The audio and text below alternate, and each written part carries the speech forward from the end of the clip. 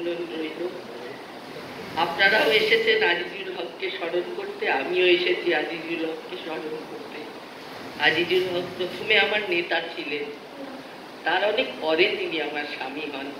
স্বামীকে নিয়ে তো আর স্মরণ সভায় আসার দরকার হয় না, সেটা তো ঘরের কোণেই স্মরণ করছি, কিন্তু আপনাদের সাথে আমিও তাকে স্মরণ করব বলেই আজকে এসেছি। আমার কাছে আজিজুল হক মানে লড়াই, তার জন্য আর অন্য কোনো শব্দ আমি ব্যবহার করতে পারবো না। তার সাথে পরিচয় হওয়া থেকেই লড়াই শুরু। অনেকেই আমাকে তখন অনেকভাবে নিরুৎসাহ করতে চেয়েছেন যে আজিজুল হকের বিওয়্যার অফ আজিজুল হক, আজিজুল হক থেকে দূরে থাকো। কিন্তু ওই যে নিষিদ্ধ জিনিসের প্রতি মানুষের আকর্ষণ অনেক বেশি হয়, এবং শেষ পর্যন্ত আমি নিরুৎসাহ হইনি, বরং একটু অতি উৎসাহী ছিলাম আজিজুলদা সম্পর্কে।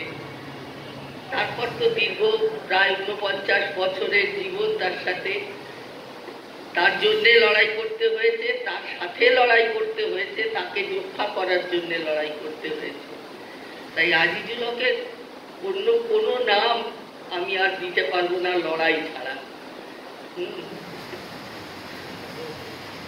এই 49 বছর